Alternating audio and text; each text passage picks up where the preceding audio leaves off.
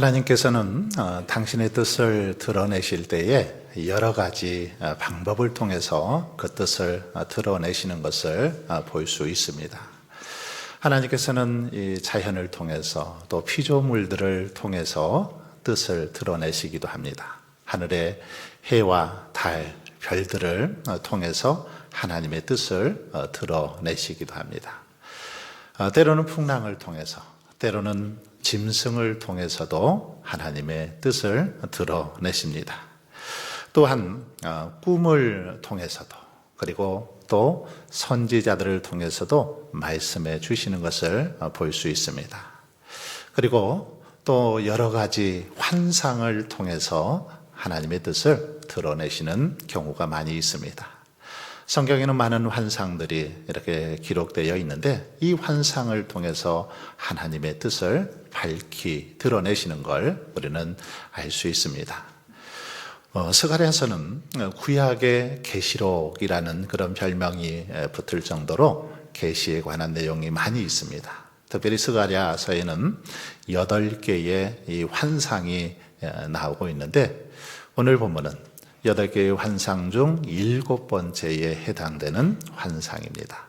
에바 속에 앉은 여인에 관한 환상이죠. 하나님은 그 첫 번째에서 5번째까지의 이 환상을 통해서 백성들에게 성전 건축과 관련해서 그들을 위로하고 격려해 주었습니다. 그런데 6번째 환상과 그리고 7번째 이 환상으로 접어들면서 하나님께서는 갑자기 주제를 바꾸어서 심판과 관련된 그런 내용의 환상을 보여주고 계신 걸 볼 수 있습니다. 이들을 심판하고 책망하시는, 징계하시는 그런 환상을 보여주고 있습니다. 왜 그럴까요? 왜 어떤 이유에서 이렇게 5번째 환상까지는 그들을 위로하고 격려하는 그런 환상을 보여주시다가 갑자기 주제를 바꾸어서 심판하시고 책망하시는 환상을 보여주고 계시는 겁니까? 이것은 하나님의 은총으로 바벨론 포로에서 돌아온 백성들이 다시 그들의 어떤 잘못을 반성하지 않고 옛날에 과거에 지었던 그 죄악으로 다시 그들이 돌아갔기 때문입니다. 우리가 잘 알고 있듯이 선민들은 마땅히 섬겨야 할 하나님 대신에 섬기지 말아야 할 우상을 섬겼죠. 하나님의 뜻을 벗어났습니다. 타락했습니다. 그런가 달게 바벨론으로 포로로 잡혀가지요. 포로로 잡혀가서 70년 동안 포로 생활을 합니다. 그러나 하나님의 은혜로 인해서 이 고레스 칙령으로 인해 3번에 걸쳐서 이제 바벨론에서부터 이렇게 예루살렘으로 돌아오게 됩니다. 포로에서 귀환한 이스라엘 백성들은 학개와 스가랴 선지자의 그 지도하에 성전을 건축하길 시작하죠. 성전의 주춧돌을 놓았습니다. 그런데 사마리아인들의 집요한 방해로 인해서 이 성전 건축에 방해를 받게 되자 그만 성전 건축이 중단이 되고 맙니다. 성전 건축이 중단된 채로 무려 14년이라는 시간이 흐르게 됩니다. 그러자 그 사이에 백성들은 이제 아예 그냥 성전 짓기를 포기하고 자기들 집을 짓고 자기들이 하고 싶은 일들에 그렇게 빠져서 살아가고 있었습니다. 바로 그때에 하나님께서는 오늘 본문 속에 에바 환상을 통해서 그들을 징계하시고 심판하시는, 책망하시는 내용이 오늘 본문의 내용입니다. 이 시간에는 에바 속의 여인이라는 제목을 가지고 이 환상 속에 담겨있는 의미를 살펴보면서 함께 은혜를 나누고자 합니다. 왜 여러분 하나님은 에바 속의 이 여인의 환상을 그들에게 보여주셨을까요? 이 환상을 통해서 그들에게 하시고자 하신 그 말씀의 의미는 무엇이었을까요? 왜 하나님께서 이런 환상을 보여주셨을까? 이 에바 속에 담긴 환상의 의미는 첫 번째로 영적인 세계를 저들이 바라보며 살아갈 것을 경고하기 위해서 이 환상을 보여주셨습니다. 현실에 안주하지 말고 현실 세계만을 바라보지 말고 영적인 세계를 바라보며 살아가라라는 의미로 이 환상을 보여주셨다라는 것입니다. 오늘 본문 5절 말씀을 보시면 내게 말하던 천사가 나와서 내게 이르되 너는 눈을 들어 나오는 이것이 무엇인가 보라 하기로. 여기 보시면 이 보라 하기로, 이 말은 육적인 어떤 눈을 떠서 물리적인 세계를 바라보라 이런 말이 아닙니다. 영적인 세계를 바라보라는 것입니다. 영안의 눈을 떠서 영적인 세계를 바라보며 살아가라 이런 의미입니다. 바벨론 포로에서 돌아온 이스라엘 백성들은 잃어버린 신앙의 회복과 그리고 무너진 삶의 재건에 대한 기대와 꿈을 가지고 성전에 윷윷돌을 놓으면서 성전 건축을 하기 위해서 열심을 내었습니다. 하지만 사마리아 사람들의 방해로 더 이상 성전 건축을 할 수 없게 됐죠. 무려 14년 동안 건축에 그래서 손을 대지 못하게 되는데 이때 이들이 어떻게 됩니까? 이때가 어쩌면 자기들은 기회다 싶어서 성전 건축은 아예 이제 그냥 포기해버리고 생각하지도 않고 자기들의 집을 짓는데 열심을 내었습니다. 그래서 자기들의 집만 열심히 지어서 완공했죠. 그러자 하나님은 이들의 모습을 보시고 이제 크게 경고하고 있습니다. 뭐라고 경고합니까? 신앙의 회복을 위해서 가장 우선해야 할 성전 건축은 뒤로 미룬 채 왜 너희들은 너희들의 집만 짓는데 너희들의 어떤 의식주만 해결하는데 혈안이 되어 있냐 이렇게 책망하고 있는 것입니다.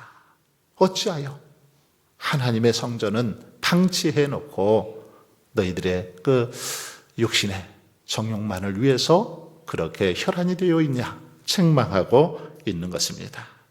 그러면서 하나님께서는 영적인 눈을 떠서 영의 눈을 떠서 영적 세계를 바라볼 것을 이 말씀을 통해서 경고하고 있다라는 것입니다.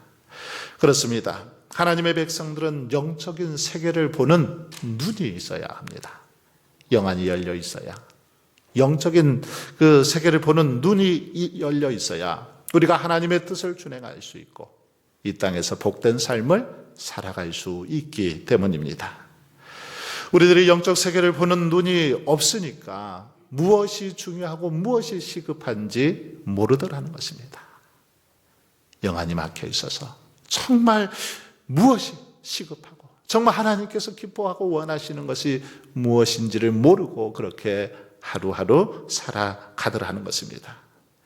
그러므로 여러분 삶이 힘들면 힘들수록 세상의 유혹과 방해가 많으면 많을수록 우리는 영적인 세계를 바라볼 수 있는 통찰력과 영안이 열려 있어야 되는 줄 믿습니다.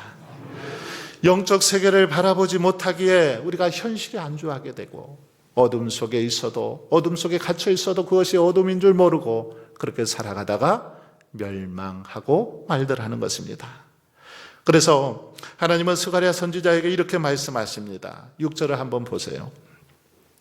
너는 눈을 들어 나오는 이것이 무엇인가를 보라. 눈을 들어서 이것이 지금 무엇인가? 너에게 보여주는 이 환상의 의미가 무엇인가를 보라는 것입니다. 이 말은 오늘 우리가 직면하고 있는 우리가 살아가고 있는 이 시대의 영적인 모습을 보라는 그런 말씀이기도 합니다. 여러분, 이 눈은 온 몸의 등불이죠. 눈은 우리의 삶에 있어서 너무너무 중요합니다. 눈이 밝은 만큼 그러기에 큰 축복은 없지요. 눈이 좋다는 거 얼마나 귀한 축복인지 모릅니다. 육의 눈이 밝으면 우리가 정치적인 상황도 잘 살필 수 있고 또 경제의 흐름도 잘 알 수 있습니다. 해안이 있으면 이 땅을 살아가는 데 있어서 다른 사람들보다 한 발 더 앞서서 나아갈 수도 있습니다. 육의 눈도 중요하죠. 그러나 이보다 더 중요한 눈이 있습니다. 바로 영적인 눈입니다. 영적인 통찰력, 영적인 안목이라는 것입니다. 믿음의 눈을 떠서 영적 세계를 바라보는 이 눈이 우리에게 있어야 한다라는 것입니다. 스가랴 당시의 이스라엘의 영적 세계는 하나님을 경외하는 신앙이 다 무너져 내렸습니다. 자신들의 어쩌면 자아와 욕망만을 추구하는 그런 상황이었다라는 것입니다. 이것을 무엇으로 알 수 있을까요? 그들은 그렇게도 꿈에 그리던 고국으로 귀환한 후에 예루살렘 성전을 처음에는 건축 이렇게 하려는 열심도 있었습니다. 그런데 사마리아인들의 방해를 받고는 너무 쉽게 그것을 중단해 버리는 그런 그들의 모습을 볼 수 있습니다. 아니 어쩌면 이것을 핑계로 그래 우리 집 짓는 것이 더 시급하지, 내 일이 더 시급하지, 그런 마음을 품고 자기 일에 더 열정을 갖게 되었다라는 것입니다.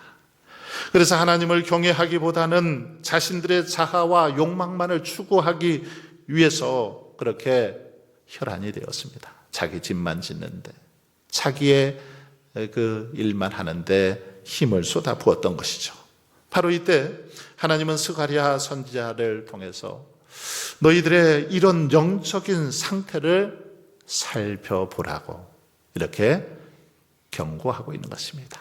지금 너희들의 영적인 상태가 어떠한지 한번 잘 돌아보아라, 점검해 보아라고 말씀하신 것입니다. 다시 말씀드리면 이 말씀은 오늘 우리에게 하나님 앞에서 정직하게 나의 영적인 상태, 그리고 우리 교회와 한국 교회의 영적인 상태를 잘 점검해 보라는 그런 말씀입니다.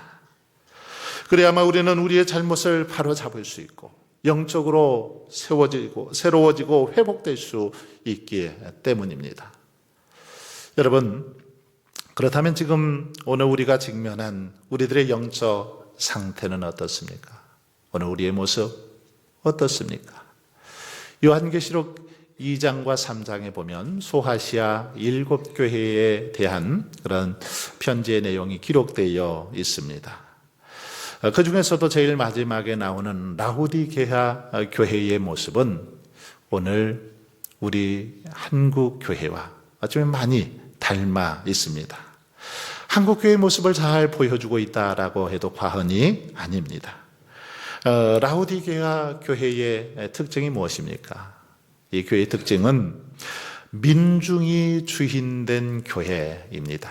즉 인본주의 교회다라고 그렇게 말할 수 있습니다. 인본주의의 교회, 이것이 라우디게아 교회의 특징입니다.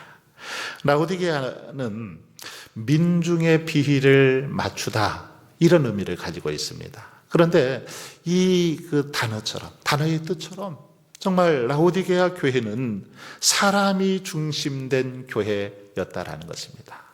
인본주의가 판을 치는 그런 교회였습니다. 특히 라우디게아 교회는 금융업이 발달하고 그리고 양모 산업이 발달한 지역에 위치했습니다. 많은 이런 방직 공장들이 그곳에 있었죠. 그리고 이 안약이 유명하다 보니까 물질적으로 굉장히 이렇게 풍요를 누리고 있는 도시였습니다. 스스로 부자라고 여길 정도로 아주 부유한 그런 도시가 라우디게아 도시였습니다. 이 땅에서 이들은 이렇게 풍족한 삶을 살다 보니까 죽음 이후의 내세에 대해서는 별로 관심이 없었습니다.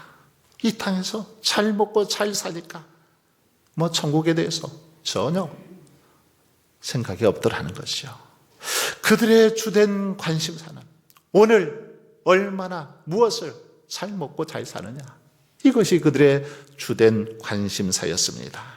그러니 그들의 신앙은 뜨거울 수 없었죠.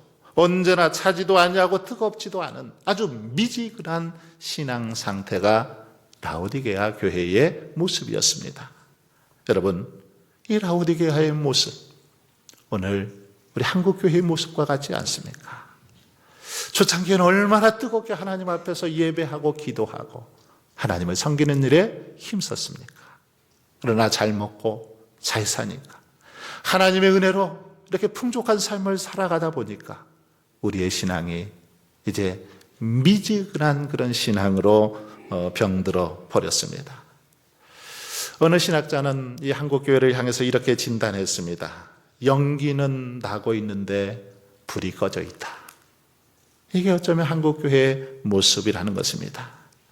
여러분, 라오디게아 교회를 향해서 주님은 내 입에서 너를 토하여 버리리라 이렇게 경고하셨습니다. 우리들이 라오디게아 교회의 전철을 밟는다면 우리들 또한 주님께서 토하여 버리실 것입니다. 내쳐 버릴 것입니다. 그러면 여러분, 우리가 주님께로부터 내침받지 않고 토하여 버림 받지 아니하고 정말 하나님의 은혜로 충만한 교회, 하나님이 기쁨이 되는 교회가 되기 위해서 어떻게 해야 될까요? 어떻게 해야 인본주의 교회에서 하나님 중심의 교회로, 하나님께서 기뻐하시고 원하시는 하나님의 임재가 충만한 교회로 변화되어질 수 있을까요?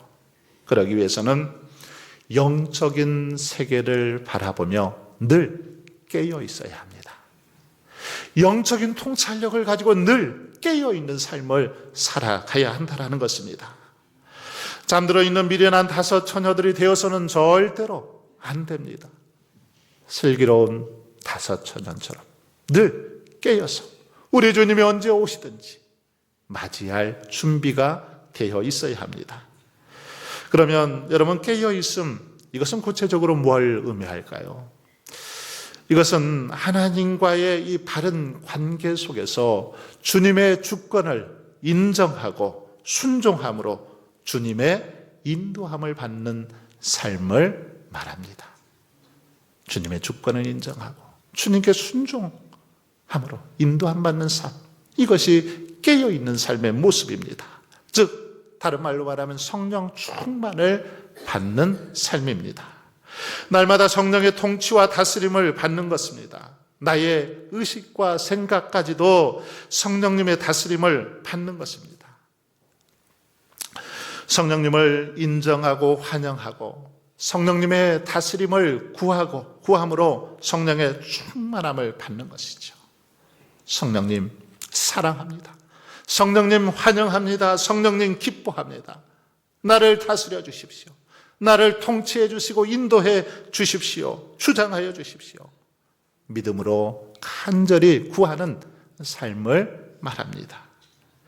그러면 우리들이 사모하고 구하는 만큼 성령님은 우리 안에 충만하게 임하시고 역사하시고 감동하시고 인도해 주시는 줄 믿습니다. 바로 이것이 깨어있는 삶의 모습입니다. 여러분, 믿음의 눈을 떠서 한번 우리가 살아가고 있는 이 시대를 보십시오. 이 시대는 하나님의 임재가 떠나버린 이제 세속주의가 가득한 그런 시대가 되었습니다. 하나님의 생명이 떠난 인본주의 시대가 되었습니다. 이런 시대를 살아가는 저와 여러분이 성령 충만함으로 깨어있지 않으면 넘어질 수밖에 없고 실패할 수밖에 없는 것입니다. 그러므로 저와 여러분은 영적 세계를 바라보며 더욱 성령 충만함으로 깨어 있기를 바랍니다. 그래서 날마다 영적인 싸움에서 승리하는 저와 여러분들이 되시기를 바랍니다. 두 번째로, 에바 속의 여인의 환상은 물질에 대한 탐욕으로 인한 신앙의 타락을 경고하고 있습니다. 물질에 대한 그 탐욕 때문에 신앙의 타락으로 번지는 것을 경고하고 있다라는 것입니다.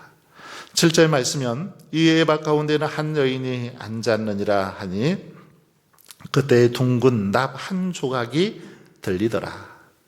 여기서 이 에바가 뭡니까? 에바는 이렇게 쌀을 담는 말통을 말합니다. 쌀을 담는 말통. 쉽게 말하면 뒤주라고 하죠. 뒤주. 이 에바 속에 그런데 누가 앉아 있습니까? 한 여인이 앉아 있습니다. 그러면 여기에 앉아 있는 여인 무엇을 상징할까요? 성경에 보면 여인은 주로 교회 또는 성도들을 상징하는 것을 볼 수 있습니다. 여인이 에바 속에 앉아 있다라는 것은 교회가 쉽게 말하면 쌀독에 앉아 있다라는 것입니다. 왜 교회가 이 쌀통에 앉아 있을까요? 왜 그렇습니까? 쌀을 퍼먹기 위해서 앉아 있는 거죠. 이것은 이스라엘이 물질의 탐욕으로 인하여 타락한 그런 모습을 보여주고 있는데, 이것은 물질에 대한 탐욕으로 타락한 교회와 성도들의 모습을 상징한다라고 말할 수 있습니다. 물질로 인해서 타락한 교회 그리고 성도들의 모습을 이렇게 환상을 통해서 보여주고 있습니다. 이스라엘 백성들은 사마리아 사람들의 방해로 성전 건축을 중단했습니다. 그러나 여러분, 사실 엄밀히 따져보면 방해보다는 자기들 욕심 때문에 자기 집을 짓기 위해서 중단했던 것입니다. 자기 집을 짓는데 더 마음을 쏟았기 때문에 이 성전 건축은 뒤로 밀리게 되었다라는 것입니다. 여러분, 물질은 우리가 살아가는 데 있어서 꼭 필요합니다. 물질은 선한 것도 악한 것도 아닙니다. 어떻게 사용하고 관리하느냐가 중요하죠. 물질을 집착하고 사랑하면 그때부터 물질은 우리의 우상이 되는 것입니다. 그래서 사도 바울은 디모데전서 6장 10절에서 돈을 사랑함이 일만하게 뿌리가 되나니 이것을 탐내는 자들은 미혹을 받아 믿음에서 떠나 많은 근심으로써 자기를 찔렀도다라고 그렇게 경고하고 있습니다. 민수기에 나오는 모압의 선지자 발람, 이 발람이 왜 타락하게 되었습니까? 타락의 원인이 무엇입니까? 그것은 돈에 대한 욕심 때문이죠. 결정적인 타락 원인, 물질에 대한 욕심 때문에 타락했던 것을 볼 수 있습니다. 마태복음 13장에 나오는 씨 뿌리는 비유 가운데 이 가시밭의 그 비유가 나오는데, 이 가시의 기운이 이렇게 막혀서 더 이상 자라지 못하게 되죠. 여기서 이 가시를 뭐라고 말합니까? 이 가시가 바로 돈에 대한 욕심과 염려 때문이라고 그렇게 말씀하고 있습니다. 또한 마태복음 19장을 보시면 어떤 청년의 이야기가 나오죠. 부자 청년의 이야기가 나오는데, 그는 오늘날로 말하면 모태신앙이고 부자이고 관원이었습니다. 어쩌면 모든 것을 다 갖춘 그런 청년이었다라고 말할 수 있습니다. 그런데 그가 하나님의 나라에 들어가지 못한 이유가 뭡니까? 재산을 팔아서 가난한 사람에게 나누어라고 했는데 그것이 아까워서 나누지 못하기 때문임을 알 수 있습니다. 이 청년은 다 갖추었는데 돈에 대한, 물질에 대한 어떤 이 가치관이 정립되어 있지 않아서 결국 여기서 무너지고 말았던 것입니다. 구원받지 못했던 것이죠. 그런데 이 청년처럼 많은 성도들이 신앙의 연륜도 있고 직분도 있고 성경 지식도 많고 또 교회 안에서 열심히 봉사도 하고 구제도 하지만 여러 정말 조건적으로 볼 때는 충분한 그런 구원의 조건을 가지고 있지만 물질에 대한 이 정리가 잘 되어 있지 않아서 넘어지고 구원받지 못하는 그런 사람들이 많이 있습니다. 요한계시록 17장 4절을 보시면 에바 속의 교회를 이렇게 묘사하고 있습니다. 그 여자는 자줏빛과 붉은빛 옷을 입고 금과 보석과 진주로 꾸미고 손에 금잔을 가졌는데 가증한 물건과 그의 음행에 더러운 것들이 가득하더라. 성도는 성도인데 타락한 성도요, 교회는 교회인데 타락한 교회의 모습을 이렇게 보여주고 있습니다. 자줏빛 붉은빛 옷, 금과 보석, 진주로 꾸미고 있었는데 가증한 물건과 그의 음행에 더러운 것들로 가득하다, 이렇게 말합니다. 즉 이것은 종말의 그리스도를 숭배하는 탐욕의 죄에 빠져 있는 타락한 교회를 향해서 이렇게 말씀하고 있는 것입니다. 여러분, 그러므로 우리들은 어서 속히 이 에바 속에서 나와야 합니다. 에바 속에 더 이상 그렇게 들어가 있으면 안 됩니다. 우리 성도들이 있어야 할 자리, 에바 속이 아닙니다. 어디일까요? 우리들이 있어야 할 자리는 바로 주님의 품 안입니다. 은혜의 자리죠. 주님을 의지하고 사랑하는 자리, 그곳이 우리들이 있어야 할 자리입니다. 하나님을 예배하고 찬양하는 자리, 그곳이 오늘 우리들이 있어야 할 자리라는 것입니다. 이제 8절 말씀은 에바 속의 여인의 결말을 우리에게 보여주고 있습니다. 그가 이르되 이는 악이라 하고 그 여인을 에바 속으로 던져놓고 납조각을 에바 아기 위에 던져 덮더라. 에바 가운데 있는 여인이 물질에 취해서 쌀을 열심히 퍼먹고 있을 때 그것은 악이기 때문에 이 납조각을 던져놓고 그 입구를 덮어버렸다, 이렇게 말하고 있습니다. 이것은 즉 심판을 의미하고 있습니다. 생각해 보십시오. 에바 속 여인이 쌀을 먹고 있을 때 납조각으로 입구를 막아버립니다. 그러면 어떻게 될까요? 숨이 막혀 죽을 수밖에 없습니다. 납으로 한번 닫힌 에바 입구는 다시는 열리지 않습니다. 이것은 물질에 대한 욕심 때문에 타락한 이스라엘의 멸망을 상징하고 있는 것입니다. 결국 하나님보다는 물질을 더 추구하고 사랑하는 이들의 그 최후가 어떤 것인지를 이 말씀을 통해서 보여주고 있습니다. 사랑하는 성도 여러분, 그렇습니다. 물질에 대한 탐욕은 신앙의 타락으로 이어지게 되어 있습니다. 물질에 대한 탐욕, 반드시 신앙의 타락으로 이어지고 있습니다. 그리고 신앙의 타락은 결국 하나님의 심판을 초래할 수밖에 없습니다. 한번 보십시오. 여리고성의 아간을 잘 보십시오. 엘리사의 종 게하시를 보십시오. 발람도 가롯 유다도 아나니아와 삽비라도 결국 물질에 대한 탐욕 때문에 그들은 멸망하고 말았던 것을 볼 수 있습니다. 그러므로 저와 여러분이 이 땅에서 참으로 복된 삶을 살고 우리의 영혼이 살아나고 회복되기 위해서는 속히 이 물질이라는 에바 속에서 나와야 될 줄 믿습니다. 이 물질, 만능주의라는 이 이념 속에서, 사상 속에서, 가치관 속에서 속히 빠져나와야 합니다. 황금 만능주의라는 에바 속에서 속히 빠져나와서 하나님을 의지하고 하나님 앞에 겸손히 무릎 꿇어 엎드릴 수 있기를 바랍니다.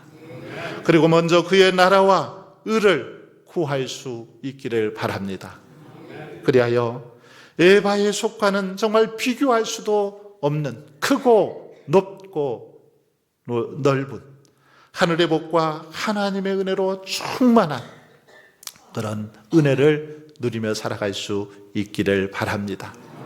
오늘도 저와 여러분의 삶 속에 이런 은혜가 함께 하시길 주의 이름으로 축원합니다.